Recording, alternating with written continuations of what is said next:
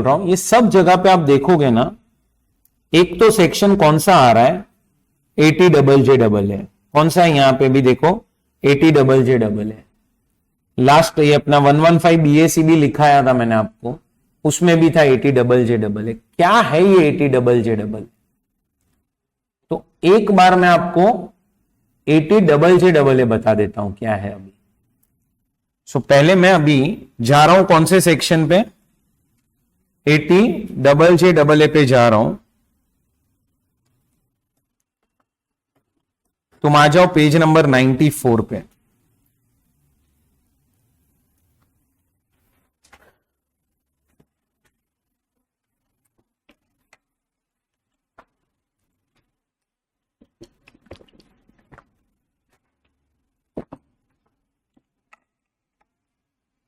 चलो सुनो अभी क्या है ये section, deduction in respect of employment of new employees.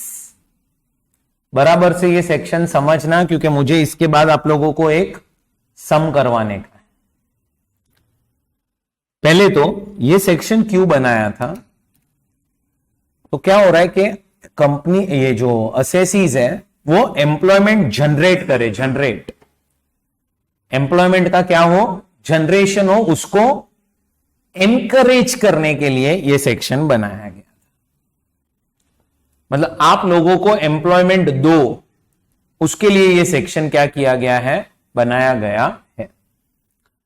अब deduction in respect of employment of new employees, ये लोग क्या बोल रहे हैं कि आप लोगों को अपॉइंट करो, आप उनको क्या पे करोगे, सैलरी। वो सैलरी तो हम आपको पीएनएल में डेबिट करने देंगे ही, पीएनएल में डेबिट करने के साथ साथ हम आपको ये सेक्शन के अंदर एडिशनली 30% भी माइनस करने देंगे। मतलब आप समझ रहे हो, खर्चा आप कर रहे हो कितने का, 100 रुपए का, बट आपको बेनिफिट 130 का मिल रहा है। 100 तो आप किधर लिखोगे, पीएनएल के डेबिट साइड में लिखोगे, और बाकी का 80JJ के। बट ये सेक्शन किसको अप्लाई होता है, तो पहले तो ये सेक्शन अप्लाई होता है टू, मतलब individual, HUF, company, AOP, BOI सबको अप्लाई होता है। सिर्फ आपके नॉलेज के लिए बता रहा हूं, पहले तो ये सेक्शन सिर्फ कंपनीज पे अप्लाई होता था, फिर इन्होंने ऑल असेसी किया। और कंपनी पे भी अप्लाई तभी होता था जब आपके पास नंबर ऑफ एम्प्लॉइज 100 से ज्यादा हो, 100 होने चाहिए, उसके बाद ये डिडक्शन मिलना स्टार्ट होता था। अभी ऐसा कोई लिमिट नहीं रखा, हटा दिए सारे लिमिट्स। तो सब लोगों पे अप्लाई होता है, सिर्फ आपकी इनकम आनी चाहिए फ्रॉम बिजनेस। एंड आपको क्या होना चाहिए, 44AB अप्लाई होना चाहिए। सुनो, प्रोफेशन से इनकम आ रही है तो चलेगा नहीं। और 44AB क्या है, 44AB tax audit. Tax audit कब अप्लाई होता है बिजनेस वालों को, जब आपका टर्नओवर 1 करोड़ से ज्यादा होता है, बराबर ना। तो अगर आपका टर्नओवर 1 करोड़ से ज्यादा है तो ये प्रोविजन अप्लाई हो। अब यहां पे मैं एक छोटा सा डिस्कशन करना चाहता हूं।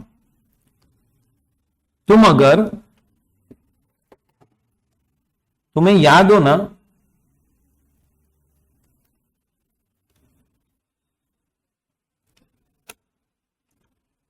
देखो क्या लिखा है, where the gross total income to whom section 44AB apply. 44AB क्या है, टैक्स ऑडिट। अब थोड़ा सा याद करो, टैक्स ऑडिट में ना सिर्फ टर्नओवर 1 करोड़ नहीं था, और एक भी चीज सिखाई थी। क्या आपकी ये 1 करोड़ की लिमिट कितनी हो जाएगी, 10 करोड़ हो जाएगी।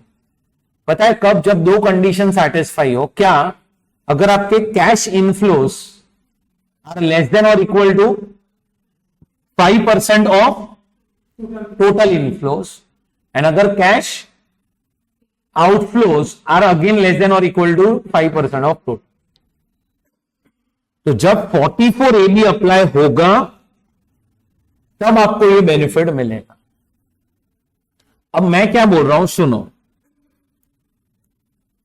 अगर मेरे कैश इनफ्लो या जो बेरर चेक से इनफ्लोज है या क्रॉस चेक से जो इनफ्लोज है वो लेस देन और इक्वल टू कितने होने चाहिए? 5% of total inflow plus cash outflow, bearer cheque से आउटफ्लो एंड क्रॉस चेक से आउटफ्लो कितने होने चाहिए? लेस देन और equal to 5% of total outflow. ऐसा कुछ याद आ रहा है? ये दोनों कंडीशन सैटिस्फाई हो गई तो ऑडिट कब करवाना पड़ता है? ऑडिट जब आपका turnover is more than 10 crore and बाकी सब केसेस में 1 करोड़। बराबर? अब है ना थोड़ा सा आप दिमाग चलाओ, मेरे ज्यादा कैश के ट्रांजैक्शंस है, मतलब मेरी ये कंडीशन सैटिस्फाई नहीं हो रही है, नहीं हो रही, ज्यादा है कैश के ट्रांजैक्शंस, तो ये कंडीशन सैटिस्फाई नहीं हो रही है, तो मेरे लिए टर्नओवर कितना? 1 करोड़। और अगर ये सैटिस्फाई हुई तो 10 करोड़। अब मैं क्या बोल रहा हूं, थोड़ा सा ना दिमाग चलाओ, 80JJAA की बात करो। डिडक्शन किसके लिए दिया है? एम्प्लॉयमेंट जनरेट करो उसके लिए। और क्या बोला है? 44AB अप्लाई होना चाहिए। अब थोड़ा सा और दिमाग चलाओ, नीलेश जो है वो भी बिजनेस कर रहा है, सागर जो है वो भी बिजनेस कर रहा है। नीलेश का कैश का टर्नओवर बहुत ज्यादा है, उसमें ये कंडीशन सैटिस्फाई नहीं हो रहा है, तो नीलेश को 1 CR की लिमिट और मुझे 10 CR की। अब तुम्हें समझ में आना चाहिए, मेरा टर्नओवर 2 मिनट के लिए सोचो 8 करोड़ है और इसका टर्नओवर 2 करोड़ है। इसको 80JJAA मिलेगा और मुझे 80JJAA नहीं मिलेगा। इसका मतलब क्या हो रहा है, तुम्हें समझ में आ रहा है? मैं कैश का ट्रांजैक्शन कम कर रहा हूं तो मुझे नहीं मिल रहा है बेनिफिट, ज्यादा कर रहा है तो मिल रहा है। तो सी ये सेक्शन में क्या लिखा है पता है? 44AB अप्लाई होना चाहिए। मेरा पॉइंट क्या है पता है आपको बोलने का? यहां पे मेरे हिसाब से you should check only limit of 1 crore. Understand intention behind the section. तुम ये बंदा है जो कैश के ट्रांजैक्शन ज्यादा कर रहा है, जिसको ऑडिट करवाना पड़ता है अगर 1 करोड़ के ऊपर है तो, और मैं कम कर रहा हूं ट्रांजैक्शन, मेरे को तो और बेनिफिट मिलना चाहिए। तुम बोल रहे हो तुझे 80JJAA नॉट एप्लीकेबल, इसको एप्लीकेबल। सेक्शन में देखो, मैं अभी जो डिस्कशन कर रहा हूं सेक्शन की बात कर रहा हूं। सेक्शन में लिखा है 44AB अप्लाई होना चाहिए, बट जो मैं आपको इंटरप्रेट करके बता रहा हूं, जो मेरा इंटरप्रिटेशन बोल रहा है वो ऐसा बोल रहा है कि 1 करोड़ का लिमिट चेक करने का। मैं ऐसा इंटरप्रेट कर रहा हूं। क्यों समझ में आया? रीजन के साथ पहले तो मैं आपको रीजन के साथ बता रहा हूं कि मेरे हिसाब से ये होना चाहिए। हां अभी ठीक है, सेक्शन में ये दिया हुआ है और ये पॉइंट को कभी टारगेट भी नहीं किया है, बट ये सिर्फ आपके अंडरस्टैंडिंग के लिए था कि मेरे हिसाब से you should give benefit to a person whose turnover is more than 1 crore. So ये जो लिखा है ना वर्डिंग्स के 44AB अप्लाइज, इसको थोड़ा सा बस उन्हें मॉडिफाई कर देना चाहिए। ऐसा लिख देना चाहिए कि 44AB छोड़ो जिसका टर्नओवर 1 करोड़ से ज्यादा है। बराबर? अब ए पॉइंट पढ़ो क्या लिखा है। बराबर? बी पॉइंट में क्या देना पड़ेगा आपको? Report giving a prescribe particulars has to be furnished before specified date. आपको पता है ना, रिपोर्ट आपको 1 महीना पहले देनी रहती है, ऑडिट रिपोर्ट। नेक्स्ट क्या पढ़ा है? नेक्स्ट पॉइंट क्या है देखो, the business is not acquired by the assessee by way of transfer from any person or as a result of business reorganization. मतलब क्या? कोई दूसरे ने आपको बिजनेस बेचा है, फॉर एग्जाम्पल स्लम सेल हुआ, मैंने ओमकार को अपना बिजनेस बेचा, ओमकार आपको 80JJAA नहीं मिले। Next, business reorganisation. याद करो, अगर सोल प्रोप्राइटर ने अपने आप को कन्वर्ट कर दिया इनटू कंपनी या सोल फर्म ने कन्वर्ट कर दिया इनटू कंपनी, आप क्या कर रहे हो? अपने बिजनेस का मॉडल चेंज कर रहे हो, तो आपको ये बेनिफिट नहीं मिलेगा। अच्छा, अब आपको कितना माइनस करने मिलेगा जरा देखो। 30% किसका? Of additional employee cost. In addition to deduction under section 37(1). मतलब क्या, 37(1) में तो सैलरी मिलेगा ही, उसके साथ साथ 30% और यहां पे ध्यान में रखना, आपको ये 30% मिलेगा फॉर 3 इयर्स। फॉर 3 इयर्स, 3 साल के लिए मिलेगा, 1 साल नहीं, 3 साल के लिए। और उसमें भी ऐसा नहीं है, सुनो इधर, ये फर्स्ट ईयर है, आपने 50 लोगों को एम्प्लॉयमेंट दिया, तो वो 50 की salary into 12 months, monthly salary को 12 मंथ से करो और फिर उसका 30%। सेकेंड ईयर में सेम और थर्ड ईयर में भी सेम, बट सेकेंड ईयर में तुमने और 10 लोगों को हायर किया, तो सेकेंड ईयर में वो 10 लोग जो नए आए हैं उनका सेकेंड ईयर मिलेगा, थर्ड ईयर मिलेगा और फोर्थ ईयर मिलेगा। समझ में आ रहा है? जब से एम्प्लॉयमेंट हुआ तब से 3-3 साल मिलता जाए, जब से एम्प्लॉयमेंट हुआ तब से 3-3 साल मिलता जाए, बराबर। सो पहले तो ये सेक्शन किस पे अप्लाई होता है? ऑल असेसीज पे। फिर आपको प्रॉफिट्स एंड गेन्स आने चाहिए from business, and section 44A भी क्या हो रहा है? एप्लीकेबल हो रहा है। अब ये सिचुएशन में हम आपको 30% माइनस करने देंगे। नेक्स्ट पॉइंट को साइड में रख के आप उसके बाद वाले पॉइंट पे आओ। क्या लिखा है? Exclusions from the definition. इसका मतलब क्या? कुछ लोगों को हम एक्सक्लूड कर रहे हैं एम्प्लॉय के डेफिनेशन से। इसका मतलब हम ये जो एम्प्लॉयज अब मैं आपको सिखाने जा रहा हूं, उन सबको जो भी आप सैलरी पे करोगे उसका डिडक्शन आपको 80JJAA में नहीं मिलेगा, लेकिन क्या आपको 37(1) में मिलेगा इसका डिडक्शन? Answer is yes. 37 में आप ले सकते हो उसका डिडक्शन। बैठ रहा है दिमाग में? पहला ही देखो क्या लिखा है, जिसकी भी सैलरी कितनी होगी? 25,000 से ज्यादा होगी पर मंथ। जिसकी भी सैलरी 25,000 पर मंथ से ज्यादा होगी, कहने से ऐसे एम्प्लॉइज को हम एक्सक्लूड कर। सिर्फ आप कौन से एम्प्लॉइज को टारगेट कर रहे हो? सिर्फ स्मॉल एम्प्लॉइज को टारगेट कर रहे हो। कौन से एम्प्लॉइज को टारगेट कर रहे हो? सिर्फ स्मॉल एम्प्लॉइज। उसके बाद an employee for whom the entire contribution is paid by government under the employees pension scheme notified in accordance with the provisions of employees PF and miscellaneous provisions act 1952। So अगर किसी भी employ का जो contribution है किस में? Under pension scheme. कौन पे कर रहा है? गवर्नमेंट पे कर रहा है। अगर सारा कंट्रीब्यूशन गवर्नमेंट ने दे दिया तो ऐसे एम्प्लॉइज को भी हम एक्सक्लूड करते हैं। हाँ, मतलब अभी जो भी लोग यहां पे फॉल होंगे उसके लिए आपको पीएफ एक्ट देखना पड़ता है। आपको यहां पे ना एग्जाम में तो डायरेक्टली बता देंगे कि ये एम्प्लॉइज ऐसे हैं जिनका contribution is paid by government, so उसमें दिमाग नहीं चला। Next, third, employee employed for a period less than 240 days during the year in case of an assessee engaged in the business of manufacturing of apparels, footwear and leather products। कपड़े का business है, footwear या leather product का business है। An employee employed for a period of less than 150 days। मतलब अगर आप organisation में 240 दिन से कम काम कर रहे हो तो आप एक्सक्लूडेड हो। या फिर ये 3 businesses apparels, footwear and leather 150 days से कम काम कर रहे हो तो। अच्छा, अब मैं क्या बोल रहा हूं, इधर देखो। आपने किसी पर्सन को ओमकार अपॉइंट ही किया है 1 जनवरी पे।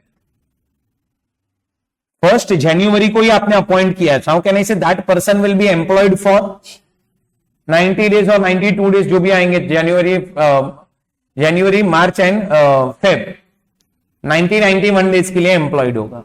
100% he will not be employed for more than 240 days और मोर देन 150 डेज। पर इसमें कहने से हमारा फॉल्ट ही नहीं है, हम तो अपॉइंट ही उनको जैन में कर रहे हैं। ये एम्प्लॉइज काम करने वाले अपने यहां पे। अब वो लोग क्या बोल रहे हैं? एक काम करो, फिर अगर किसी को भी तुमने अपॉइंट लास्ट में किया होगा तो ऑब्वियसली ये कंडीशन सेटिस्फाई नहीं होगी।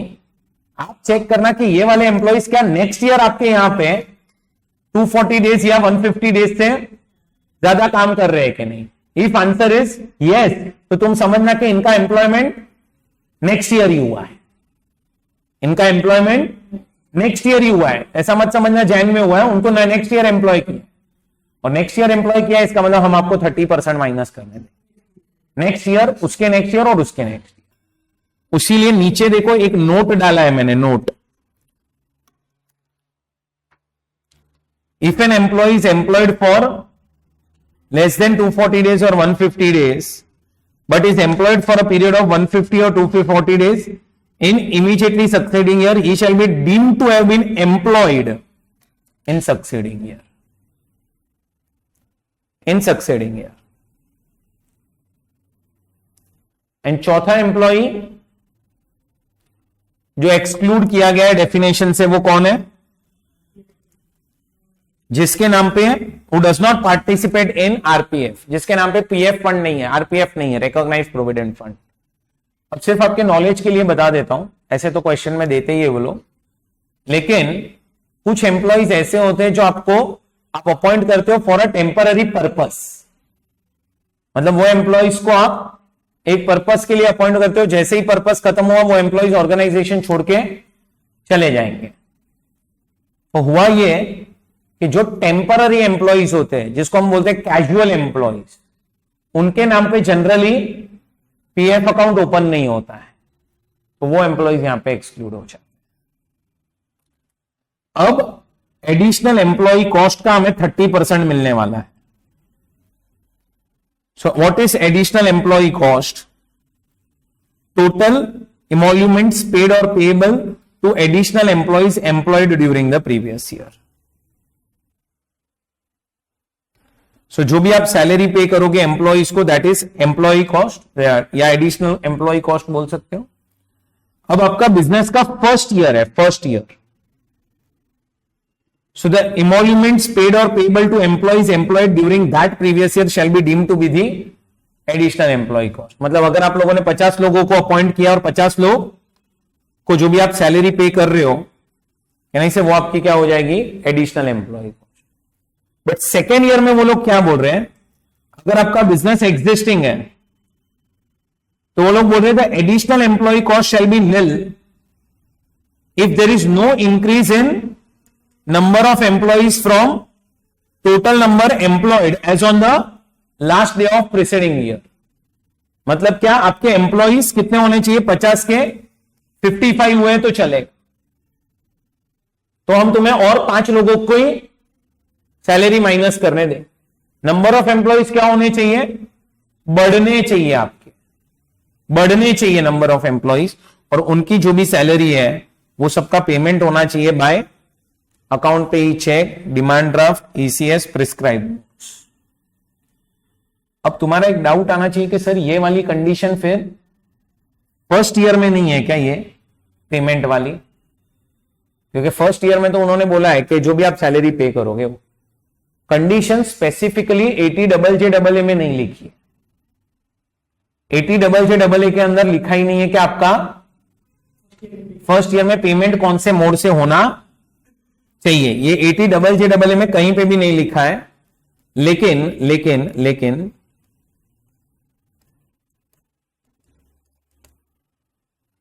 तुम्हें 80JJAA में ये एक फॉर्म भरना पड़ता है, फॉर्म 10DA करके।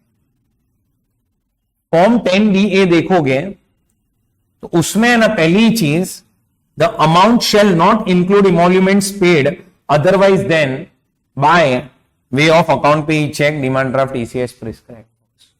ये आप अगर फॉर्म भरोगे ना तो उसमें अगर तुमने कैश वैश में पेमेंट भी किया है ना, ये फॉर्म में ही नहीं जाता है वो अमाउंट। अब फॉर्म में ही नहीं जाता है, इसका मतलब क्या हो गया? फर्स्ट ईयर भी आपको कहना इसे प्रिस्क्राइब मोड से ही पेमेंट्स करना पड़ेगा। बट क्या सेक्शन में लिखा है क्या फर्स्ट ईयर का? Answer is no. Existing business ऐसा नहीं है, सिर्फ आपका ये एम्प्लॉयमेंट आना चाहिए बस।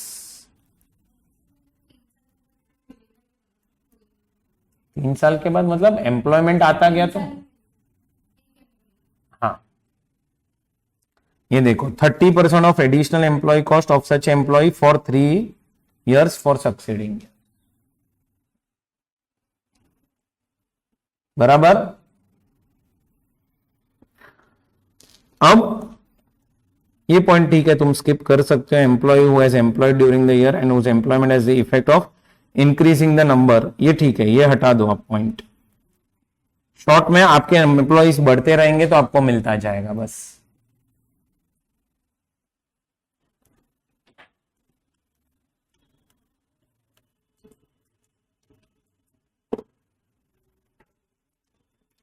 आया इतना समझ में?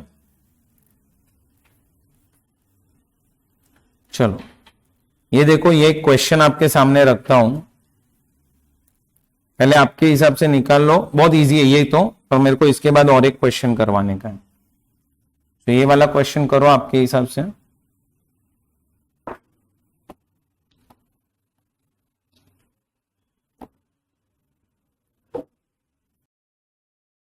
किया सॉल्व। पहले तो ये वाले एम्प्लॉइज क्वालिफाई हो सकते हैं, यस। ये वाले नहीं, क्यों? 26,000, 25 से ज्यादा है। चलो ये वाले क्वालिफाई हो सकते हैं, क्यों? कैजुअल एम्प्लॉइज है, क्योंकि नीचे भी लिखा है does not participate in PF. और ये वाले एम्प्लॉइज नहीं, क्यों? 240 डेज से कम एम्प्लॉयड है। बराबर। तो ये वाले हो गए, उनका जो भी सैलरी है कितना है? 75 इंटू 12 इंटू 24,000, इसका 30%। बेटा दिमाग में इजी है। सेकंड क्या पूछा है उन्होंने कि अगर ये मैन्युफैक्चरिंग ऑफ लेदर है प्रोडक्ट, तो हाँ मतलब ये भी आएंगे ना, ये और ये दोनों आ जाएंगे। तो देखो लेदर प्रोडक्ट है तो इधर गया, हाँ इसमें बस एक गलती मत करना, ये वाले वो स्टार्टिंग वाले 75 एम्प्लॉइज का सैलरी, और जो आपके लास्ट वाले 100 एम्प्लॉइज थे उनका सैलरी जो आएगा वो 7 महीने से मल्टीप्लाई होगा, उसमें गड़बड़ मत करना। क्यों? 7 सितंबर में अपॉइंट हुआ है ना, 1 सितंबर से, तो मार्च तक जाएगा ना, 1 सितंबर से मार्च, तो टोटल और उसका फिर 30%। क्या प्रॉफिट तो ऐसे ही दिया है, प्रॉफिट से क्या मतलब है आपको?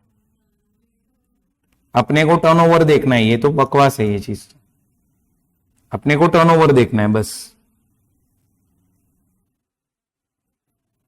बराबर, समझा? ओके। अब देखो ये वो क्वेश्चन मॉड्यूल में भी है, क्या है देखो, the following are the particulars of 2 Indian companies namely alpha and beta which are subject to tax audit under 44 AB। कब हुआ था अल्फा इनकॉर्पोरेट? 1/4/19 को, और ये कब हुआ है बीटा? 1/11/23 को, मतलब करंट ईयर में हुआ। मेन ऑब्जेक्ट क्या है इसका? Main object manufacturing of steel. इसका क्या है main object? Manufacture of leather. Place दिया हुआ है कहां इनकॉर्पोरेट हुआ है। अब इसका तो लास्ट 3 साल का टर्नओवर दिया है अपने को, इसका टर्नओवर सिर्फ, इसका लास्ट 2 साल का दिया और करंट ईयर का दिया, इसका सिर्फ करंट ईयर का दिया है, लास्ट 2 साल का नहीं है। क्यों? कंपनी अभी बना है। Value of plant and machinery which is put to use on 1/11/23 is 8 crore and 5 crore. Gross total income दिया है 5 and 3। Number of employees employed on the date of setting up, registration of the company of company, number of employees employed as on 1/4। So company ने कितने employees higher किए हुए थे वो दिया हुआ है। Monthly emoluments paid to 750 employees employed in a respective companies. So ये देखो 250 एम्प्लॉइज का आपको सैलरी का क्या दिया हुआ है? ब्रेकअप दिया हुआ है कि कितने कितने एम्प्लॉइज जो है उनका क्या क्या यू कैन से सैलरी था. From the above details compute the tax liability of alpha and beta assuming that alpha limited has not opted for any concessional tax regime and they both avail beneficial tax rates under special provision by fulfilling the conditions specified thereunder. Assume that gross total income reflects the computation under special provisions.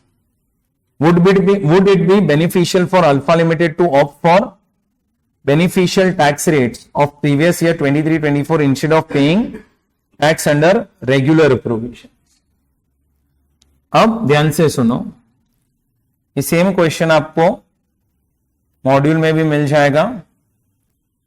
Module में पता है assessment of, ये आपका chapter various entities करके हैं. कौन सा है chapter? Assessment of various entities. उसमें आप लोगों को सेम क्वेश्चन मिल जाएगा. अब आपको यहां पे पहले तो नॉलेज चाहिए कौन से सेक्शंस का पता है. 115 BAA एंड 115 BAB का नॉलेज चाहिए. ये दोनों जगह पे आपको नॉलेज 115 BAA एंड 115 BAB, जो लास्ट में अपन ने मिसलेनियस प्रोविजन में लास्ट दो सेक्शंस किए है ना, उसका आपको नॉलेज चाहिए. से आप कुछ सोचना चाहते हो तो सोचो इसमें, नहीं तो फिर अपन डिस्कस करते हैं. ऊपर तो ठीक है, ऊपर वाला 2 लाइन हटा रहा हूं ताकि आप नीचे थोड़ा रीड कर पाओ. अभी compute the tax liability of alpha and beta assuming that alpha limited has not opted. देखो अल्फा पुराना कंपनी है, not opted मतलब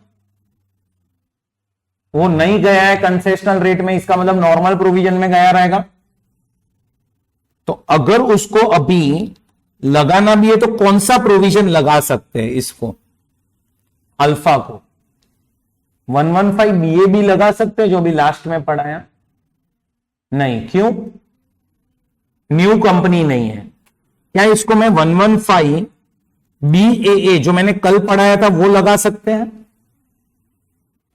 कल वाला प्रोविजन? तो आंसर इज यस. इस पे कौन सा लगा सकता हूं? बीटा पे 115 BAB लगा सकता हूं. क्यों लगा सकता हूं? बराबर. आपको क्या दिया हुआ है? दोनों का GTI, और दोनों के GTI में एक चीज उन्होंने क्या लिखा है जरा देखो ना. Assume that gross total income reflects computation under special provision. इसका मतलब क्या? मतलब ये GTI हमने किसके हिसाब से निकाला हुआ है? ये ग्रॉस टोटल इनकम किसके हिसाब से निकाला है बोलो?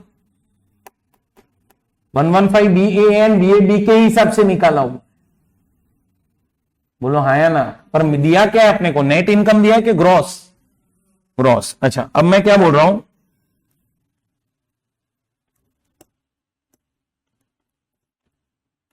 इसका मतलब ये सारे बेनिफिट्स लेके अपना GTI आया है कि नहीं लिए हैं? पर इसमें से एक चीज समझो, अभी तक हमने एक चीज का इफेक्ट नहीं दिया है, डिडक्शंस के. बराबर? क्योंकि हमें दिया क्या है? Gross total income. तो हमने डिडक्शन का अभी तक इफेक्ट नहीं दिया है. इसका मतलब अब हमें डिडक्शन का इफेक्ट देना पड़ेगा. तुम समझ पा रहे हो पहले मैं क्या बोल रहा हूं? पहले कुछ नहीं समझे तो आप मुझे बोलो. आपको चाहिए तो पहले 2 मिनट ये सेक्शंस रीड कर लो, BAA और BAB. ये सेक्शंस एक बार रीड कर लो ताकि तुम्हें और थोड़ा सा क्लैरिटी आ जाए. सर क्वेश्चन में लिखा है ना कि alpha limited does not opt for concessional tax. हाँ, तो ये कंसेशनल टैक्स नहीं हुआ? अरे एक मिनट पहले, कौन सा? ये कंसेशनल टैक्स ही हुआ है. अरे कहां गया क्वेश्चन? 1 मिनट रुक. Has not opted and they both avail beneficial tax under special provision in PY 23-24. अभी तक ऑप्ट नहीं कर रहा है, बट अब उसको करना है ऑप्ट. Okay, understood? ये पढ़ा, बीए पढ़ा, बीए भी देख लो एक बार. वापस से क्वेश्चन पे जा रहा हूं. मैं क्या बोल रहा हूं, देखो अल्फा लिमिटेड कब बना था? 19 में बना था, और ये तो अभी बना है 23 में. दोनों का मेन ऑब्जेक्ट देखो, मैन्युफैक्चरिंग है, मैन्युफैक्चरिंग है. प्लेस बोल दिया है उन्होंने. टर्नओवर इसका लास्ट 2 साल का और करंट ईयर का दिया है, इसका सिर्फ करंट ईयर का दिया है. और दोनों का बोला है कि एक मशीन खरीदा था हमने, एक मशीन खरीदा था, वो एक डिटेल दिया हुआ है. फिर जीटीआई दिया है. अब मुझे बताओ, ये अल्फा का जो जीटीआई दिया है, क्या सोच के जीटीआई दिया है कि हम अभी नए प्रोविजंस के अंदर जा रहे हैं, मतलब 115 बी. देखो इसको बीए भी अप्लाई हो सकता है क्या? पहले मुझे वो बताओ. अल्फा को नहीं अप्लाई हो सकता है, वो सब लोग अग्री कर रहे हो, और इसको अप्लाई हो सकता है. तो ये लोग क्या बोल रहे हैं, इसको बीए बी के हिसाब से और इसकी बी ए के हिसाब से हमने जीटीआई निकाल के दी है. अभी तक अल्फा तो पुराना कंपनी है, तो अभी तक अल्फा कंसेशनल में नहीं गया था, अब जाना चाहता है. और बीटा तो अभी बना है, तो अभी वो जाना चाहता है. बराबर. और जीटीआई दिया है. जीटीआई मतलब डिडक्शंस के पहले की इनकम दी है, अभी तक इसमें डिडक्शन का इफेक्ट. अच्छा, अब देखो यहां पे कंपनी जब बना था तब 50 लोग इधर अपॉइंट हुए थे, और इधर अभी 750 अपॉइंट हुए. और अभी ये देखो 21-22 में इधर 750 और अपॉइंट हुए. जो ये वाले हैं ना, ये 50, इसको भूल जाओ. क्यों? 3 साल चले गए. अच्छा, ये 750 का मिलेगा, 80JJAA, और ये 750 का मिलेगा. और देखो, अब तुम्हें बोला है कि हमने 250 एम्प्लॉइज को कैसे पेमेंट किया है. पहले तो ये वाले 250 उड़ा दूं, बराबर. अब 25 है, 20-21 है, अभी वो तुम जानो क्या करना है. अब वो लोग क्या बोल रहे हैं कि आप पहले तो स्पेशल प्रोविजंस के हिसाब से ये निकालो कि टैक्स लायबिलिटी कितनी है. तो अभी इसके लिए 115 बीए जीटीआई में से क्या माइनस करोगे? कौन सा? हाँ, वो मिलता है ना अपने को. और उधर बीएबी में भी सेम.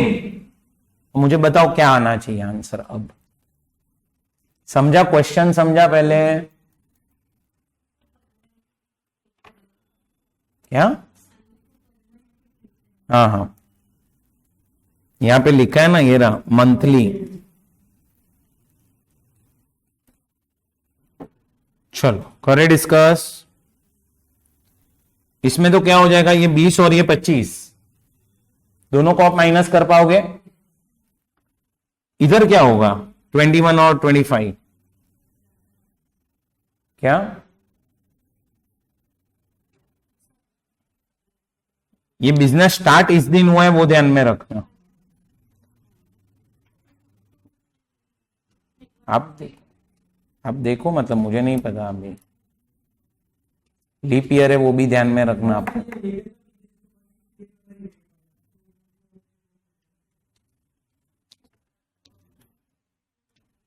$152 डेज आ रहा है ना. बिजनेस कौन सा है? तो वापस से वो 3 बिजनेस में आ गया, अपैरल, लेदर एंड फुटवेयर. 150 दिन है तो चलेगा ना? चलेगा. सो देखो, अब मैं आपको सोल्यूशन दिखाता हूं इसका. यहां पे क्वेश्चन रखता हूं और अपने बुक में सोल्यूशन दिखा देता हूं मैं आपको.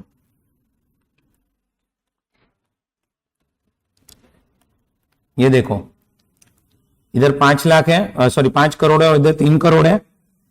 इधर तो पहले 20,000 12 महीने के लिए 250 एम्प्लॉइज, बाकी 25,000 12 महीने के लिए 250 एम्प्लॉइज इंटू 30 वर्ष. बोलो आया समझ में इतना? एंड इधर देखो बीटा में 21 इंटू 5 मंथ्स, वो मत भूलना. इधर तुम लोग 12 कर दोगे तो गया. बिजनेस ही जब फर्स्ट 11 को स्टार्ट हुआ है तो 5 महीना हुआ ना. और 25,000 इंटू 5 इंटू 250, 30. टोटल इनकम मिल गई अब ये अल्फा तो जा रहा है वो 22% वाले में, और ये बीटा जा रहा है 15% वाले में। दोनों को कंपलसरी सरचार्ज लग जाएगा 10% का, और दोनों को एचईसी लग जाएगा, और फाइनल आंसर।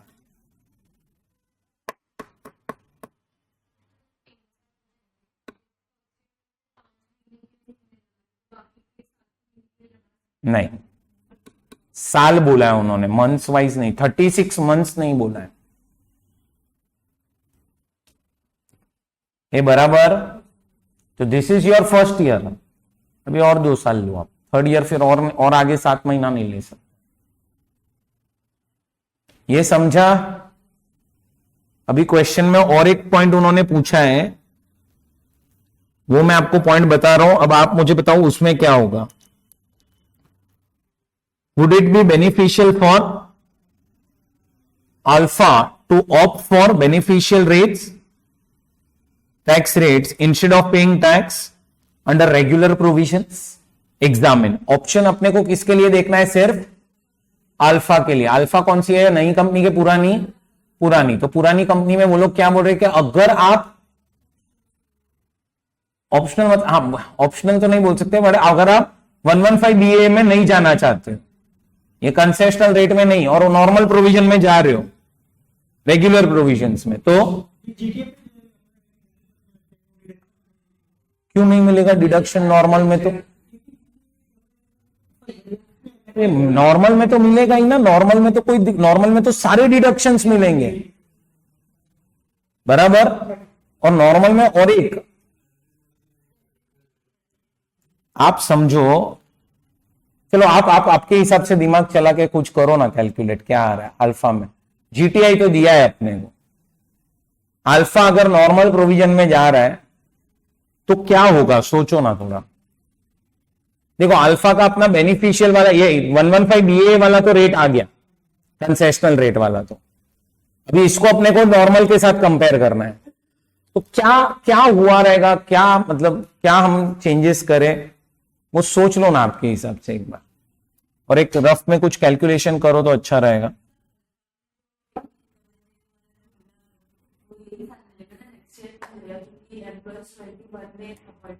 राइट, 21, 22, 22, 23, 23, 24। अच्छा, किया कुछ कैलकुलेशन? डबल ए तो मिलेगा ना अपने को। मैं क्या बोल रहा हूं, सुनो एक और चीज, आपका ये जीटीआई किसके हिसाब से निकाला गया था? मतलब ये 115 BA और BAB समझ के ही निकाला था। मैं क्या बोल रहा हूं, तुम लोगों ने जब BAA समझा होगा तो तुम्हें समझ में आ रहा है ये 5 करोड़ में तुम लोगों ने एडिशनल नहीं लिया होगा, नॉर्मल लिया होगा रे, एडिशनल नहीं लिया होगा। तो तुम्हें समझ में आ रहा है एडिशनल और माइनस करना पड़ेगा जीटीआई में से, और 80 JJAA माइनस होगा। और दूसरा, कंपनी का टैक्स रेट कितना हो जाएगा? नहीं, कंपनी का 2 साल पहले का टर्नओवर क्यों दिया है, कितना हो जाएगा? 25%। पता है ना वो 400 करोड़ तक टर्नओवर है। कौन से ईयर का 400 करोड़? करंट ईयर का नहीं, लास्ट ईयर का भी नहीं, लास्ट टू लास्ट ईयर का टर्नओवर 400 करोड़ तक है, तो 25% होना चाहिए। तो देखो ये कंपनी का 5 करोड़ टर्नओवर जीटीआई, उसमें से एडिशनल माइनस किया। एडिशनल कितना आता है? वैसे तो 20% रेट है, बट अपने एग्जांपल में 10% आएगा, क्योंकि लेस देन 180 डेज वाला कॉन्सेप्ट। जीटीआई मिलेगा, फिर आपका ये डिडक्शन माइनस हो जाएगा, कौन सा? 80 JJAA, और फिर देखो टैक्स रेट कितना आएगा? 25%। 25% टैक्स रेट आएगा, समझा ना? और फिर एचईसी लग जाएगा डायरेक्टली हेल्थ एंड एजुकेशन से। टोटल देखो कुछ 390 आ रहा है, और ऊपर कितना आ रहा था अपना? 23,9960। कौन सा ज्यादा बेनिफिशियल है? नॉर्मल। कुछ समझा? ये क्वेश्चन कुछ एक बार आरटीपी में रखा था इन लोगों ने, अभी मॉड्यूल का पार्ट है ये क्वेश्चन। समझ रहा है? जितना सम सॉल्व करोगे उतना तुम्हारे लिए इजी होगा, क्योंकि यहां पे तुम देखो, तुम्हें यहां पे वो भी क्लिक होना चाहिए कि ये लेदर बिजनेस है इसीलिए 240 नहीं 150 डेज देखना है। दूसरा, तुम्हें डेट पता होनी चाहिए, क्योंकि नहीं तो तुम 12 महीने से मल्टीप्लाई कर दोगे। वहां पे अल्फा में टर्नओवर, दूसरा ये एडिशनल डेप्रिसिएशन का पॉइंट क्लिक होना चाहिए। समझ रहा है? सो काफी सारे पॉइंट्स हैं यहां पे जो आप लोगों को, मतलब एक मिस्टेक तो कहीं ना कहीं हो ही सकती है इसमें। क्लियर? चलो, हाँ चलो, अपने बुक में Q&A बुक में ये क्वेश्चन 4.18 पे है, क्वेश्चन नंबर 10 Q&A बुक में। मॉड्यूल का ये क्वेश्चन नंबर 13 है, page number 9.184, assessment of various entities करके जो है वो chapter, assessment of various entities. ये देखो, ये चैप्टर का नाम, ये आपका ना मॉड्यूल नंबर 2 होगा, मॉड्यूल नंबर 2, ICAI का मॉड्यूल नंबर 2 है ये। चलो, बैठा दिमाग में? क्लियर? बढ़ते आगे। अब है ना, आगे बढ़ने से पहले, ये सब प्रोविजन सिखाने से पहले BAD एंड BAE एक प्रोविजन मुझे पहले और सिखाना पड़ेगा आपको, और ये सारे प्रोविजंस किसके लिए है? कोऑपरेटिव सोसाइटी के लिए। किसके लिए प्रोविजंस हैं? Cooperative societies. अब कोऑपरेटिव सोसाइटीज को जो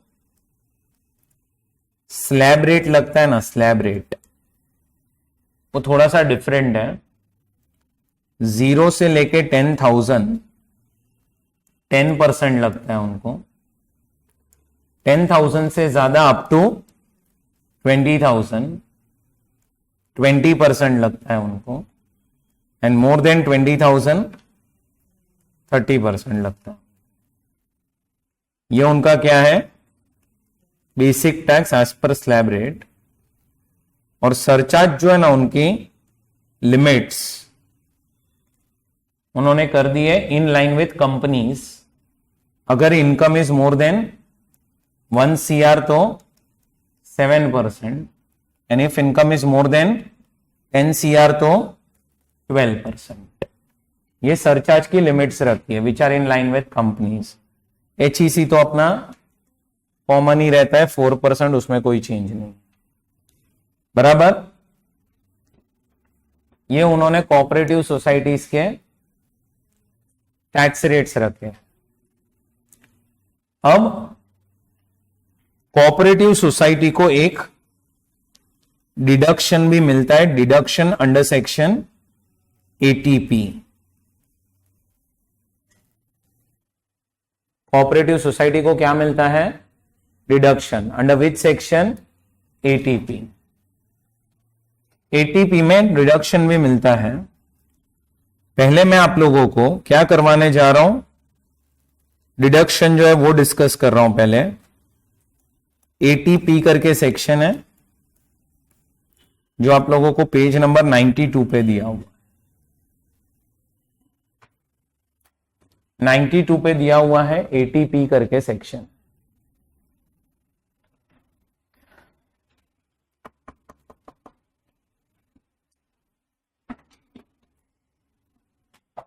सुनो, 100% डिडक्शन मिलेगा आपको। ये किसके लिए है provision? Cooperative society. Section number is 80P। 80P करके प्रोविजन है, किसको एप्लीकेबल है? ये कोऑपरेटिव सोसाइटीज को एप्लीकेबल है। अब 100% हम आपको डिडक्शन देंगे, 100% deduction shall be allowed. in respect of profits and gains attributable to the following activities. So ये दो बार आ चुका है. In respect of profits and gains attributable to following activities. कितनी एक्टिविटीज दी हुई है? 1 2 3 4 5 6 7 7 एक्टिविटीज दी. किसको इनकम आई? ये कोऑपरेटिव सोसाइटी को जो भी इनकम आएगी उसका क्या मिल जाएगा? 100% डिडक्शन. मतलब पहले आपकी इनकम में इंक्लूड करो, फिर आप क्या करो, उसको माइनस करो. जो वर्ड्स यहां पे लिखे हैं ना, क्वेश्चन अगर आया ना तो वो लोग सेम वर्ड्स यूज करते हैं. सेम वर्ड्स यूज करते हैं. पहला क्या है? Carrying on the business of banking or providing credit facility to its members. इसका मतलब क्रेडिट, ये अपना कोऑपरेटिव सोसाइटी किस में एंगेज्ड है? बैंकिंग बिजनेस में एंगेज्ड है. तो जो भी उनको प्रॉफिट आएगा उसका क्या मिल जाएगा? डिडक्शन मिल जाएगा. लेकिन इसमें आपकी क्या कवर हो जा रही है पता है? कोऑपरेटिव बैंक्स कवर हो जाती है. लेकिन हुआ ये कि ये वाला जो बेनिफिट है ना, ये वाला बेनिफिट आगे जाके उन्होंने एक नोट डाला है. क्या? The benefit of section 80P has been withdrawn in respect of all cooperative banks other than primary agriculture credit society and primary cooperative agriculture and rural development bank.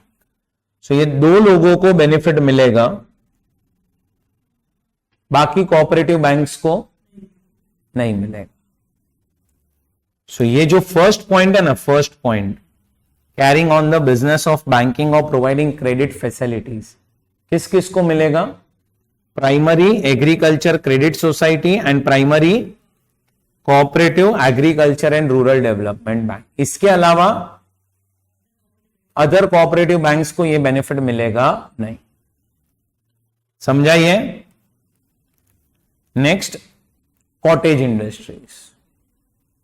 अगर कोई भी कॉटेज इंडस्ट्रीज है और वो as a cooperative society run कर रही है, उनको जो भी इनकम आएगी नहीं से उस पर कोई डिडक्शन मिलेगा, पूरा 100% डिडक्शन मिल जाए. वो सब हैंडलूम्स और सब होते हैं ना जो, तो वो सब यहां पे कवर हो सकते हैं. Marketing of agriculture produce grown by its members,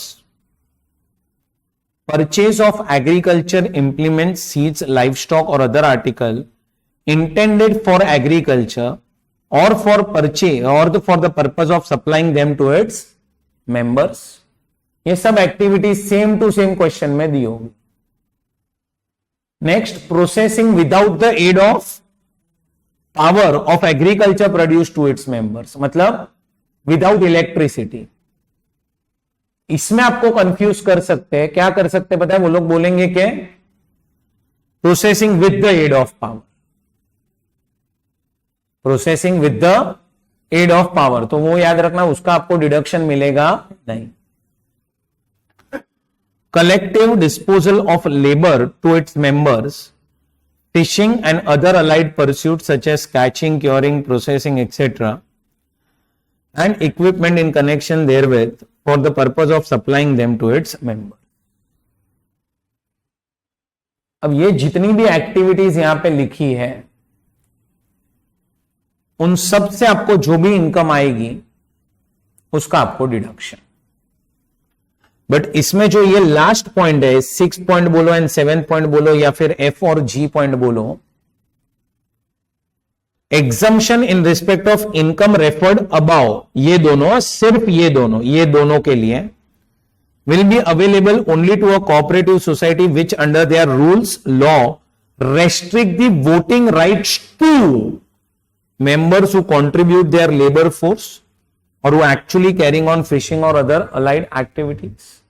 Voting rights किसके पास होने चाहिए? या तो members के पास, या तो cooperative credit society which provide financial assistance to such society and state government.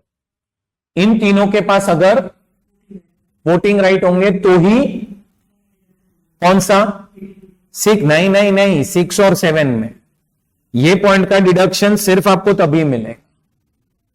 Last वाला नोट सबके लिए नहीं है, किसके लिए है, 6 और 7 के लिए।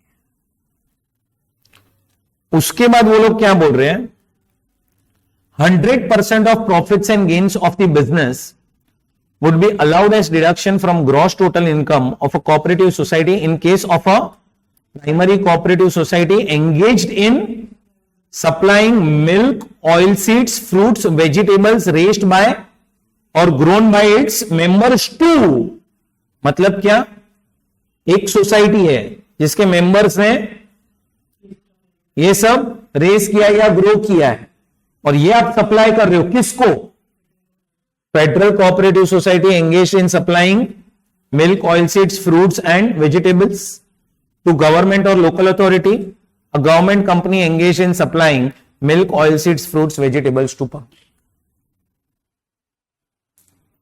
तो जो भी इनकम आएगी, किसको इनकम आने वाली है यहां पे, प्राइमरी कोऑपरेटिव सोसाइटी को, मेंबर्स को कैसे आएगी, उसके जो मेंबर्स है वो लोग ग्रो कर रहे हैं, वो दो, सी कैसा होता है सोसाइटी में, क्या होता है, 4-5 लोग मिलके सोसाइटी बनती है।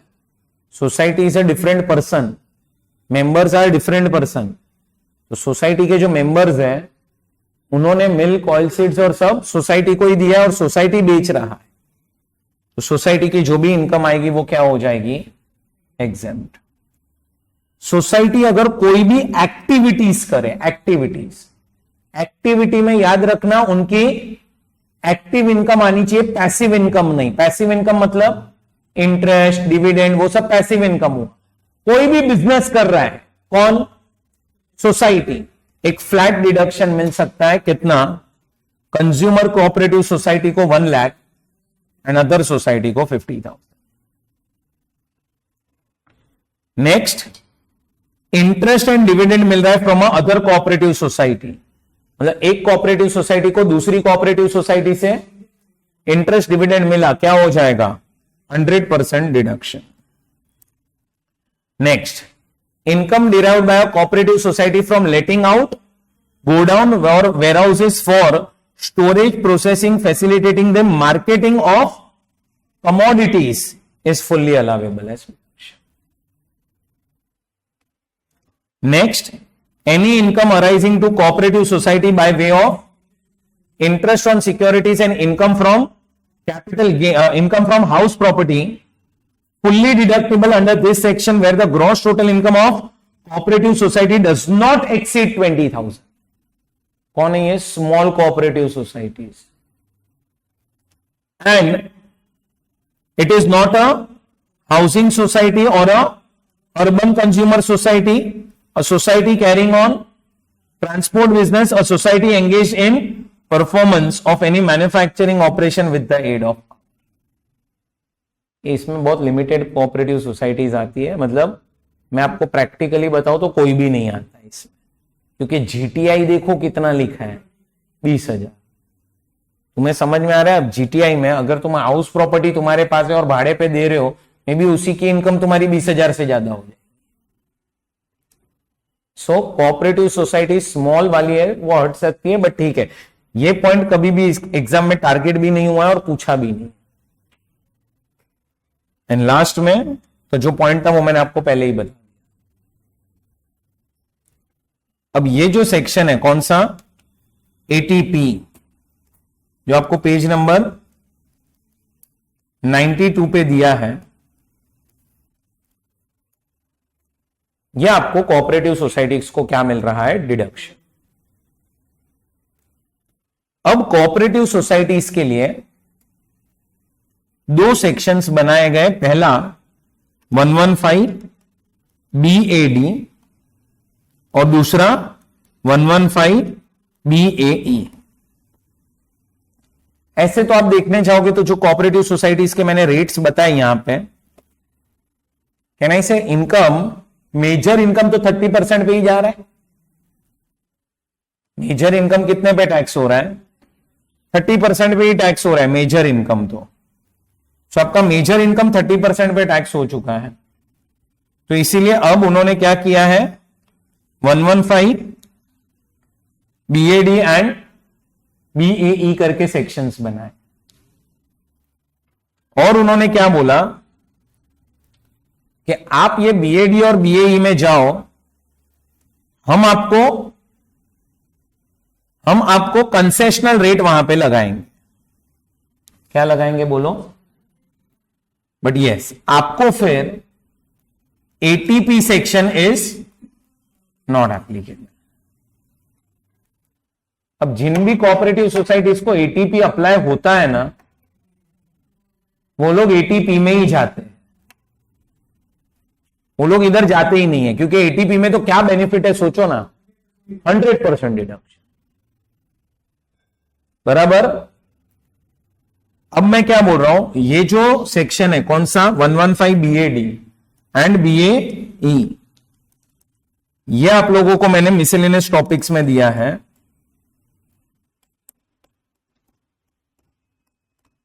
और तुम थोड़ा सा बीएडी देखोगे पहले, बीएडी ये पहले से ही आया था, इसमें नीचे यहां पे से फॉर्म नंबर 1F हो जाएगा, IF सॉरी, एंड यहां पे सिर्फ 21-22 आएगा, 21-22।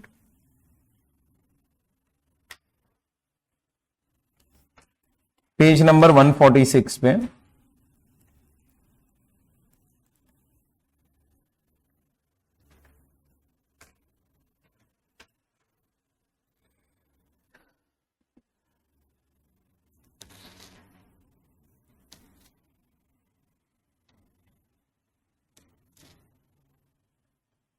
बराबर।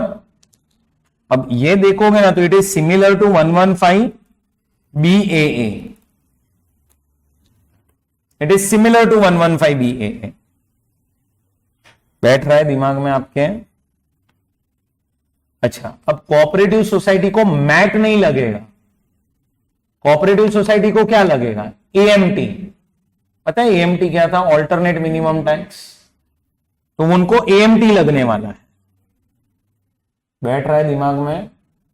सो कोऑपरेटिव सोसाइटी को AMT लगेगा, तो assessee opting for 115 BAD is not required to pay AMT, इनको AMT नहीं लगता। और brought forward AMT credit can not be set off against 115 BAD। अरे उधर मैट लिखा था, इधर AMT है। कोई डिडक्शन नहीं मिलेगा, ATJJA और ATLH। तो एटीपी मिलेगा कि नहीं मिलेगा? एटीपी नहीं मिलेगा। अरे अभी तो मैंने बोला ना, अभी लिखा है अभी तो सही ना, एटीपी नहीं मिलेगा। बराबर। और अभी क्या हुआ पता है, ये बीएए सेक्शन के सिमिलर 115 बीएडी आया, और इस साल में उन्होंने वापस से कोऑपरेटिव सोसाइटी को नए सेक्शन में डाला। ये इसी साल आया है section 115 BAE. This is similar to your 115 BAB। But याद रखना, वो किसको एप्लीकेबल है? कंपनी को एप्लीकेबल है। ये किसको एप्लीकेबल है? कोऑपरेटिव। वो मैन्युफैक्चरिंग बिजनेस, ये भी मैन्युफैक्चरिंग कोऑपरेटिव सोसाइटी। जो मैं बोल रहा हूं वो समझ रहा है? चलो एक बार रीड कर लो, ये भी देखो आपको समझ में आ रहा है कि नहीं। पूरा बुक में से रीड करो आप लोग। AMT provisions are not applicable. There will be no AMT credit. क्यों no AMT credit? न्यू है कोऑपरेटिव सोसाइटी, इसीलिए। अब ये वाला कॉन्सेप्ट आने के चांसेस है तुम लोगों को, ये वाला। और तुम्हें याद हो ना, BAB ये अपना वो अभी जो BAB करवाया मैंने आपको, उसमें जो पढ़ा है वो एक्सेस प्रॉफिट बाय AO, वो भी पॉइंट है इधर। तो access profit by cooperative society. और अगर ये ट्रांजैक्शन भी 20 करोड़ से ज्यादा है तो it is a specified domestic transaction, transfer pricing provisions are applicable. समझ रहा है? अच्छा, अब सुनो। अब मैं आप लोगों को थोड़ा सा याद दिला दूं कि जो हम लोगों ने AMT चैप्टर में पढ़ा। एक बार आप लोग रीड करो, फिर मैं एक्सप्लेन करता हूं क्या है। याद आ रहा है ये सारी चीजें? कुछ याद आ रही है ऐसे? मेन तो ये कैलकुलेशन है, ये वाला एटीआई का कैलकुलेशन। क्या करना है, एनटीआई में सारे डिडक्शंस ऐड करने हैं अदर देन एटीपी, प्लस कौन से डिडक्शन ऐड करने हैं अपने को, जो अपने चैप्टर 6A के हेडिंग सी के डिडक्शंस हैं। एटीसी, एटीडी ये सब ऐड नहीं करने हैं, ये सब लिखे इधर देखो कौन से ऐड करने हैं, बराबर। Section TT TTB are not covered under heading C. Next क्या ऐड करना है, 10AA, और नेक्स्ट क्या ऐड करना है बताएं, extra deduction under 35AD। Extra मतलब क्या आपने सोचो कि 100 करोड़ का एक कैपिटल खर्चा किया था, वो पूरा का पूरा 100 करोड़ आपने पीएनएल में क्या कर दिया होगा, डेबिट। अब सोचो 2 मिनट के लिए 35AD नहीं होता तो तुम क्या करते, तो तुम उस पर डेप्रीसिएशन लेते। सोचो डेप्रीसिएशन 10 करोड़ आता तो तुम्हें अभी एक्सेस कितना डिडक्शन मिला, 90 करोड़, तो वो 90 करोड़ ऐड करना है यहाँ पे। 10AA के डिडक्शंस ऐड करो, ये सारे डिडक्शंस ऐड करो, फिर आपको क्या मिल जाएगा, एडजस्टेड टोटल इनकम। और एडजस्टेड टोटल इनकम पे कितना लगाना है, 18%, 9% if person is located in IFSC and 15% in case of cooperative society। अब थोड़ा सा है ना दिमाग चलाओ, थोड़ा सा दिमाग चलाओ अभी।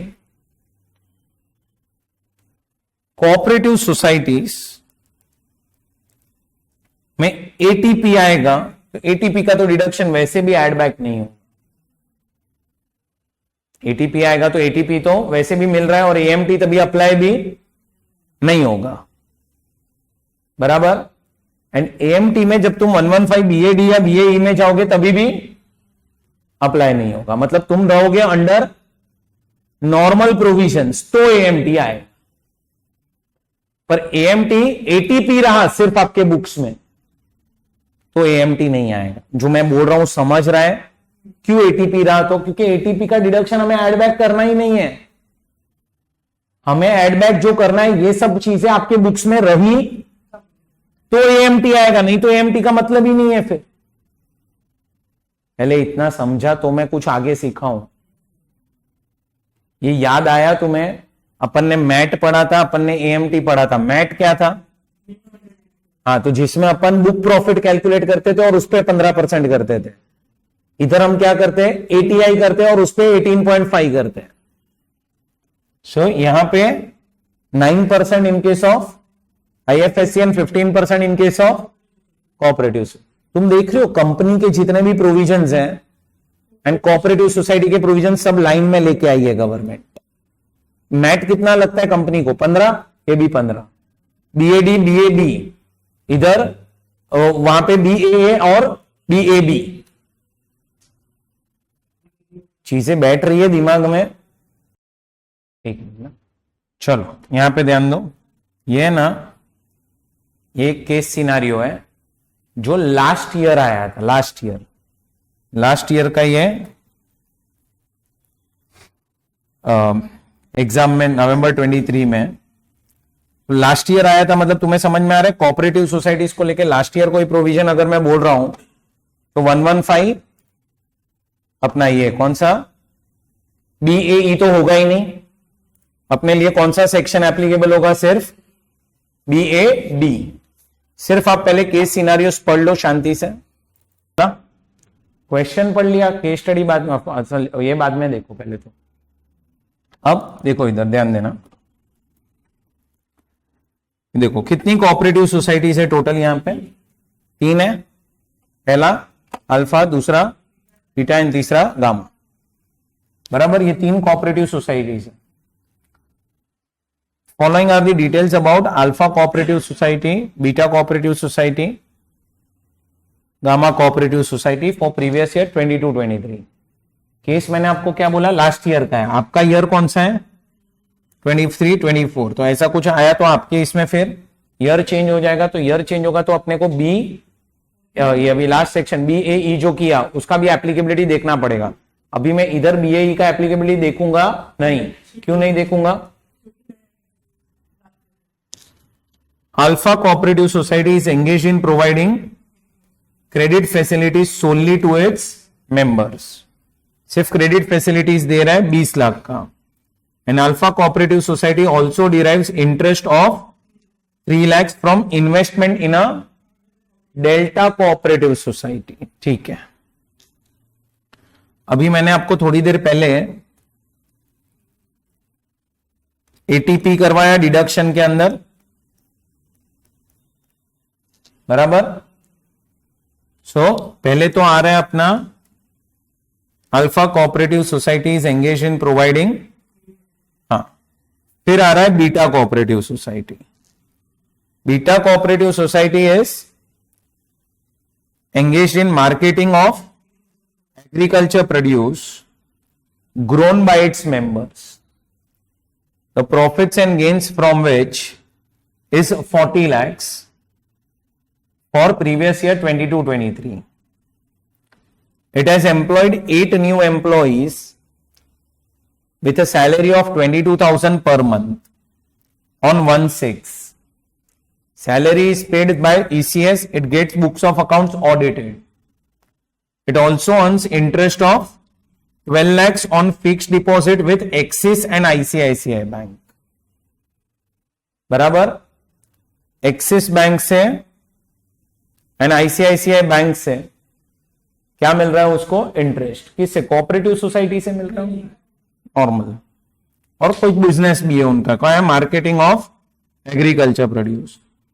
Gamma cooperative is engage in business of banking business. Profit आ रहा है 110। It also gets books of accounts audited. It is not a primary agriculture credit society or a rural development bank. अब क्वेश्चन बराबर समझा पहले? Would Alpha company limit cooperative or Gamma cooperative be entitle to deduction under eighty P if they do not opt for section 115 BAD? तो क्या इन लोगों को, alpha को और बीटा, ये अल्फा और गामा को, अल्फा एंड गामा, बीटा छोड़ दो, अभी बीटा तो पूछा ही नहीं है ना क्वेश्चन में, तो अपने को अल्फा को और बीटा में से एटीपी किसको मिलेगा? दोनों को अल्फा को मिलेगा। इजी था ये। क्या आएगा आंसर इसमें? कौन सा ऑप्शन आएगा?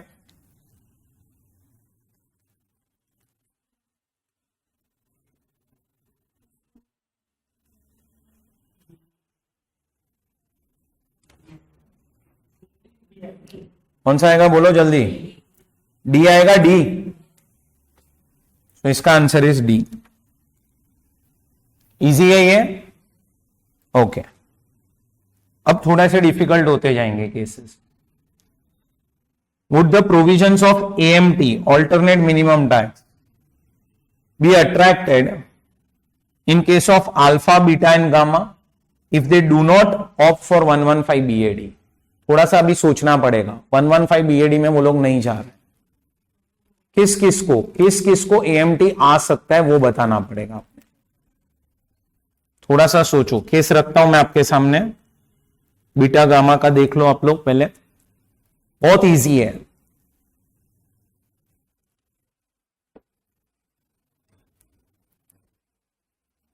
AMT का प्रोविजन चाहिए तो भी रखता हूं सामने, पहले ये देख लो।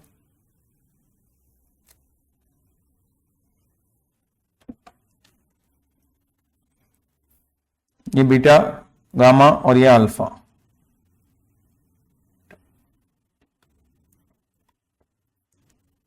बोलो, AMT का प्रोविजन दिखाऊं तुम्हें? ये रहा आंसर, इतने में ही है पूरा।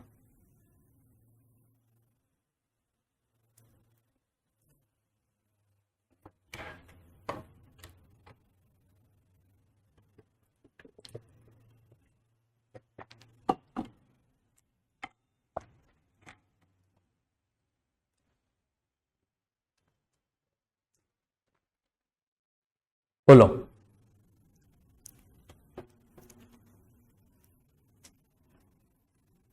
क्या लग रहा है?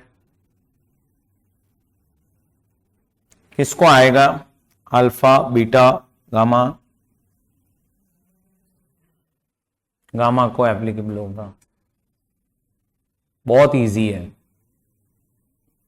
चलो ऑप्शन देखो तो तुम्हें कुछ क्लिक हो। पहले तो ऑप्शन में लिखा है तीनों को, दूसरा बोल रहा है अल्फा और गामा को, तीसरा बोल रहा है अल्फा बीटा को, और लास्ट में बोल रहा है बीटा को।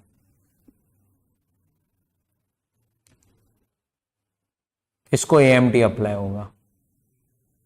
हाँ, सिर्फ बीटा को?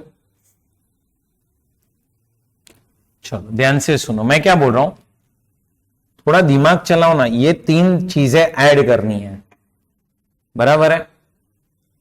किस कंपनी, किस कोऑपरेटिव सोसाइटी में कुछ है इन तीनों में से? किसी में भी नहीं, मत बोलो। एटीपी है, पर eighty double J double A भी तो है ना। किसमें है? बीटा में है ना eighty double J double A. अपने को तो वही देखना है ना। देखो बीटा को eighty double J double A मिलने वाला है, उसको आएगा एएमटी, बाकी किसी को नहीं आएगा, बराबर? तो इसका करेक्ट आंसर क्या हो जाएगा? डी।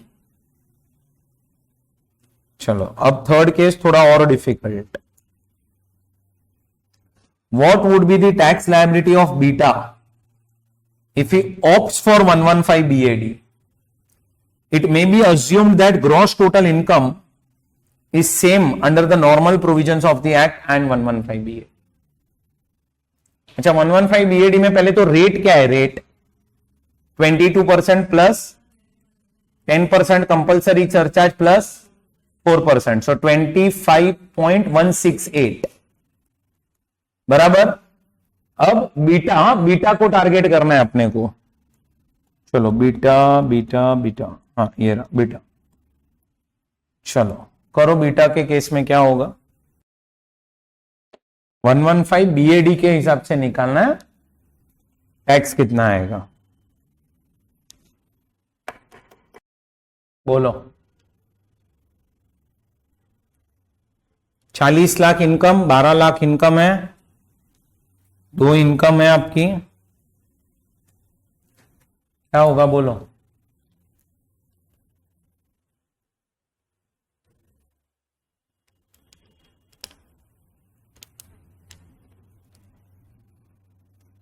बहुत इजी है फ्रेंड्स। ऑप्शन दिखाऊं अभी? चलो बोलो। हाँ, डी। चलो करेक्ट है, डी, बराबर। अब थोड़ा और डिफिकल्टी लेवल ज्यादा आने वाला है। What would be the tax liability of beta if he does not opt for section 115 BAD? अगर वो 115 बीएडी में नहीं जाते हैं, AMT provisions if applicable have to be considered. अब बीटा की तो चलो इनकम इधर लिख देता हूं मैं, एक 40 लाख है, एक 12 लाख है वो, बराबर, और दूसरा तो आपने डिडक्शन अभी कैलकुलेट किया था। अब वो लोग बोल रहे 115 बीएडी में नहीं जा रहे, नहीं, तो क्या होगा? नहीं जा रहे हैं, नहीं,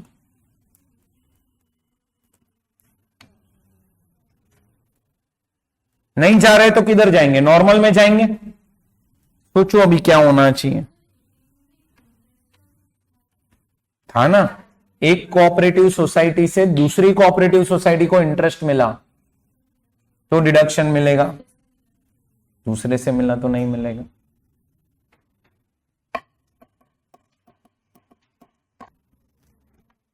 जब वो नॉर्मल प्रोविजन में जाएगा तो टैक्स कैसे निकलेगा? स्लैब रेट के हिसाब से निकलेगा, वो 10,000 वाला जो सिखाया वो,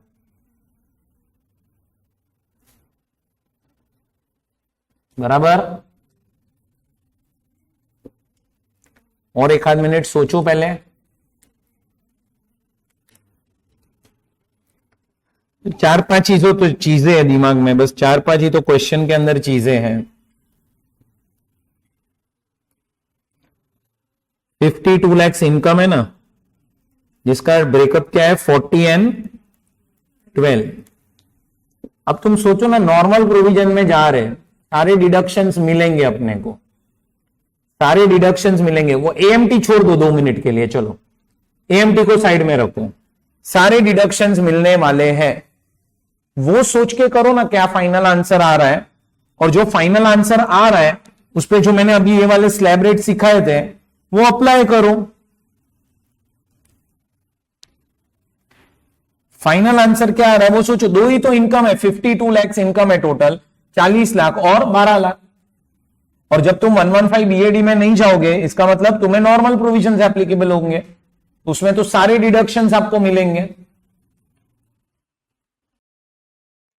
एएमटी 2 मिनट के लिए साइड में रखो।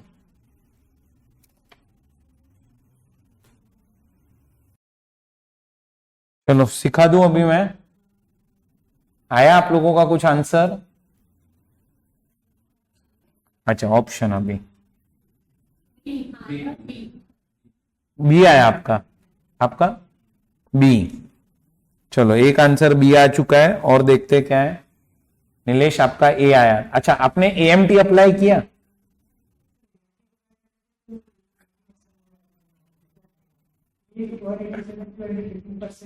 ओके चलो देखते हैं।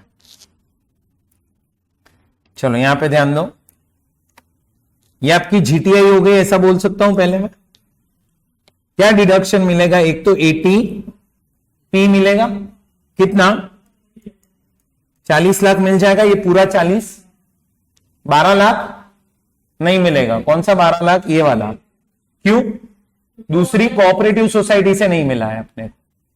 और दूसरा क्या मिलेगा एटीपी के साथ साथ? 80 डबल जे डबल ए मिल जाएगा।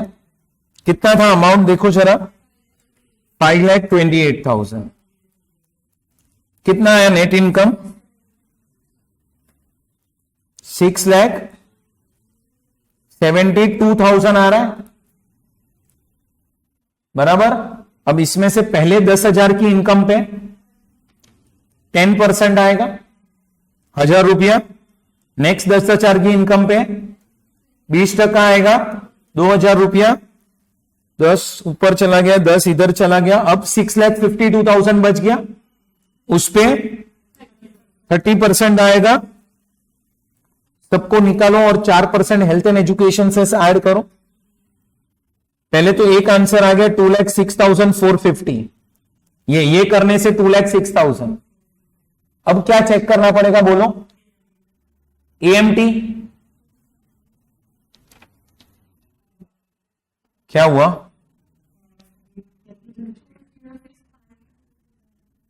हाँ 5,540, सॉरी वही 540 है, ठीक है 540 आया ना, हाँ वही आया। बी आया अभी, पर मैं क्या बोल रहा हूं, बी आंसर थोड़ी है अपना। पहले तो अपने को अब एएमटी देखना पड़ेगा। अब एएमटी में अपन क्या करते हैं, एनटीआई उठा लेते हैं। एनटीआई कितनी है? 6,72,000।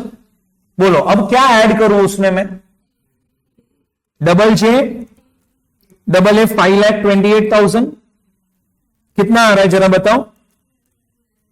12 लाख आ रहा है। अब 2 मिनट रुक जाओ, 2 मिनट रुक।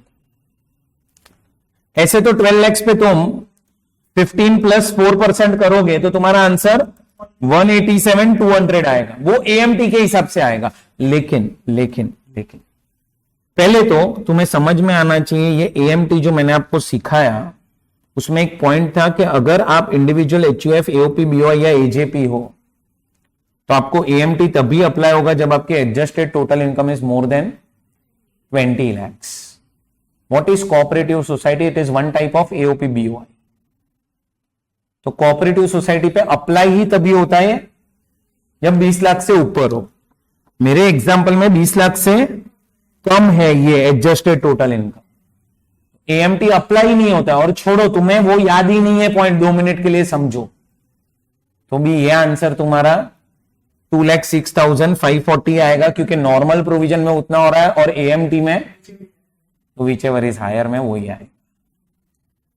दूसरी एक गलती जो तुम्हारे साइड से हो सकती है, ये 12 लाख पे जरा निकालो ना, 18.5% प्लस 4%। देखो वो भी ऑप्शन दिया है आपको।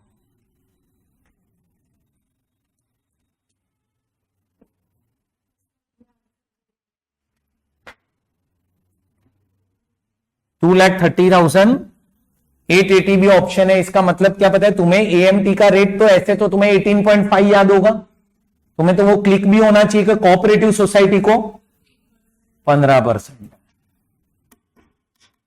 तो तुमने 18.5 किया तो तुम्हारा गड़बड़ किधर हो जाएगा? ये 2,06,000 आया और ये 18.5 आ गया, क्या हो गया?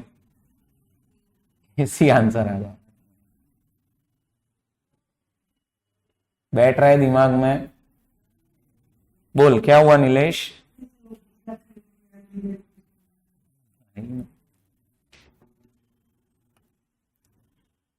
Would it be beneficial for alpha, beta and gamma to opt for section 115 BAD?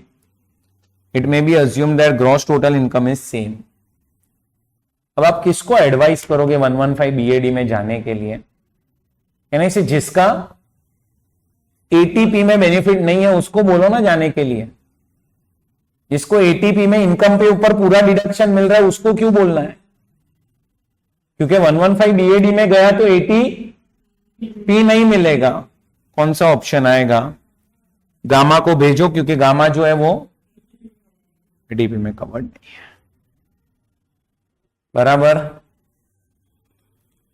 Level of questions देखो फ्रेंड्स क्या है, कितना कुछ आप लोगों को क्लिक होना चाहिए एक साथ में सब चीजें।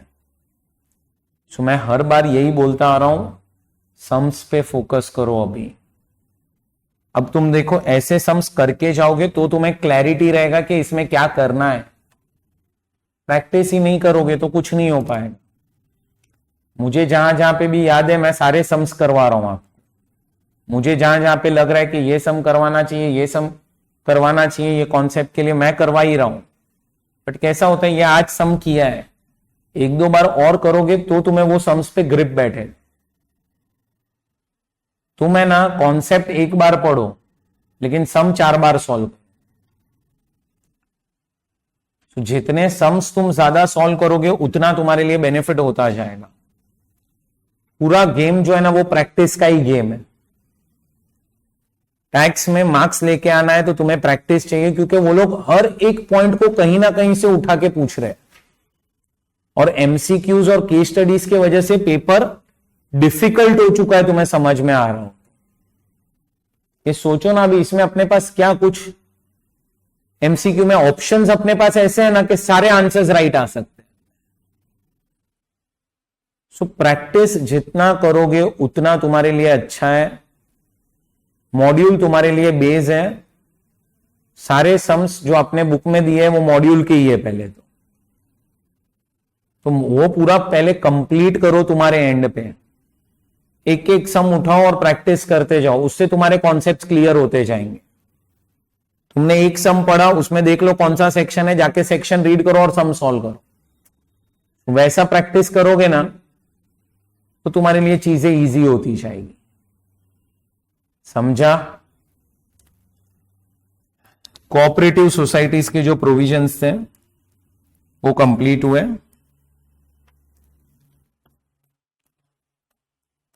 सो मैंने आप लोगों को अभी ये लास्ट में बीएडी और बीएई करवाया है। मुझे लग रहा है कि बीएई आ सकता है एग्जाम में। लास्ट में देखो आप लोगों को एक सेक्शन दिया हुआ है यहां पे,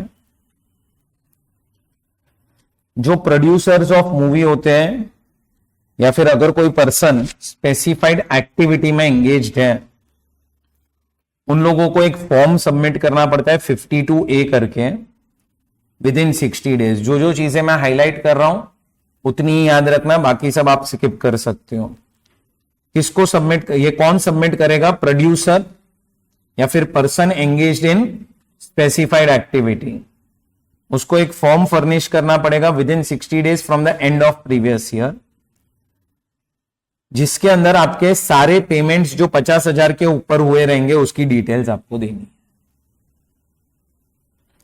और स्पेसिफाइड एक्टिविटी का नीचे मतलब समझाया हुआ है, not relevant from exam point of view. इतना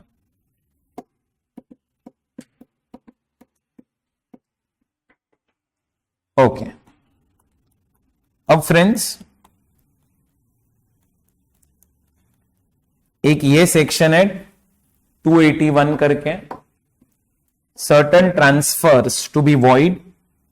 अब वो लोग क्या बोल रहे हैं कि अगर आपने कोई भी असेट ट्रांसफर किया है तो वो ट्रांसफर क्या हो जाएगा, वॉइड हो जाएगा इन सर्टन केसेस। जब भी आपका प्रोसीडिंग्स पेंडिंग है या फिर after completion of any proceedings under income tax act but before the service of notice bye tax recovery officer, if assessee creates any charge or parts with possession of any of his assets in favor of any person by sale, mortgage, gift or exchange, मतलब उसने क्या किया, अपने assets transfer कर दिए हैं, then such charge or transfer shall be void as against any tax or any other sum payable by the assessee। हम ऐसा ही समझेंगे कि वो ट्रांजैक्शन क्या है, void, मतलब वो ट्रांजैक्शन हुआ ही नहीं है। So कब either during the pendency of any proceedings or once proceedings are completed but before the service of notice by TRO, tax recovery officer। अगर आप कोई भी असेट क्या कर देते हो, ट्रांसफर कर देते हो, क्यों कर रहे हो ऐसा ट्रांसफर, आप रिकवर ना कर पाए इसीलिए, तो वो ट्रांजैक्शन विल बी void।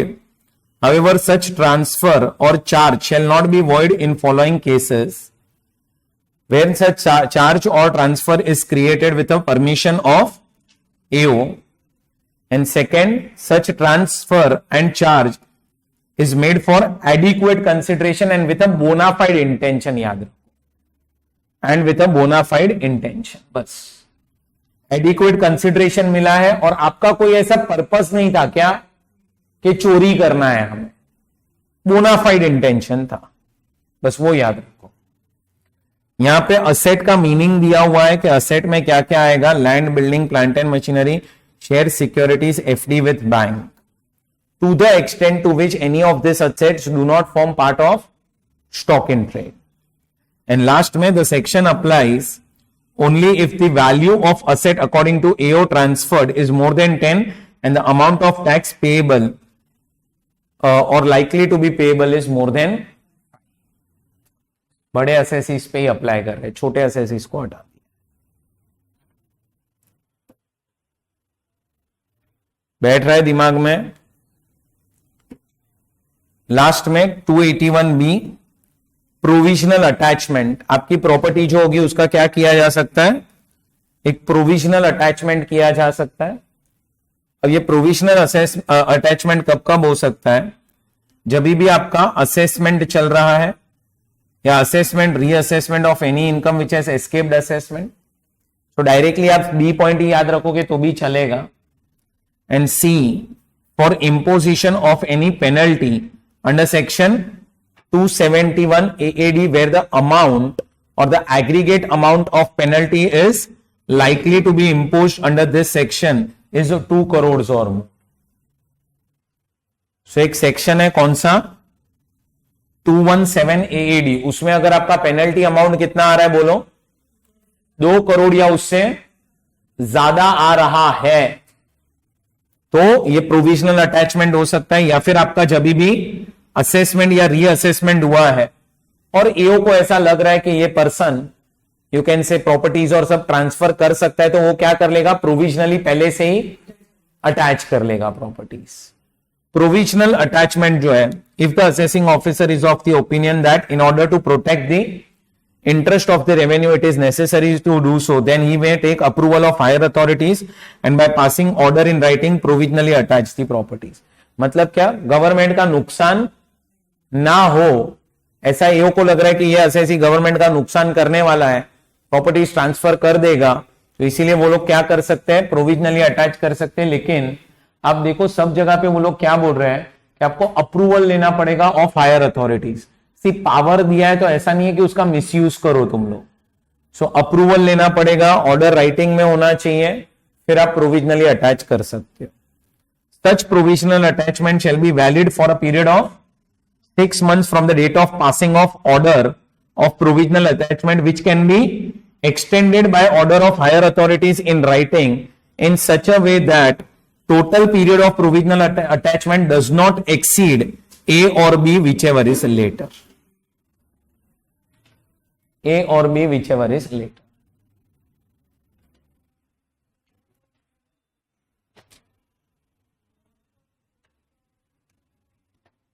ये सेक्शन आप हटा सकते हो, कोई मतलब का नहीं है।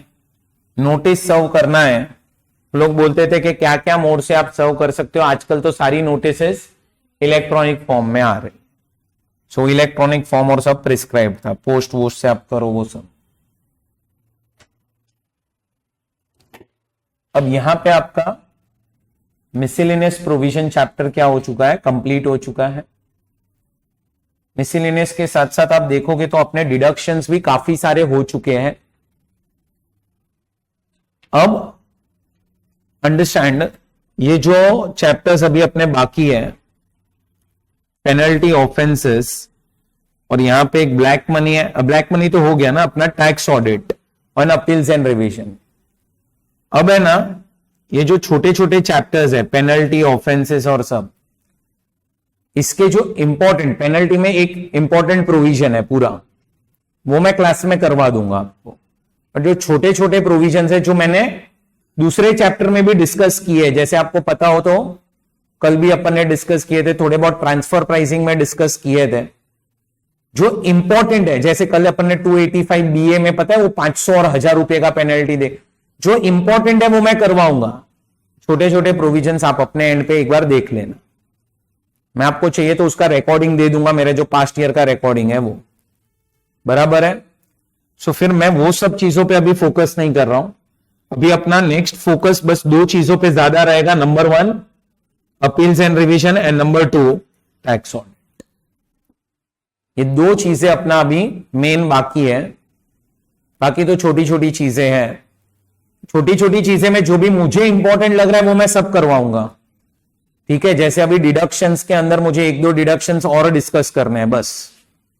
फिर पेनल्टी में मुझे 1-2 पेनल्टी डिस्कस करनी है, बराबर। बाकी का थोड़ा सा मैं आपको रिकॉर्डिंग दे दूंगा, वो आप देख सकते हो। क्लियर? चलो, अब बाकी का अपन कल कंटिन्यू करते हैं। अभी मिसलेनियस प्रोविजन यहां पे कंप्लीट हुआ। क्लियर है?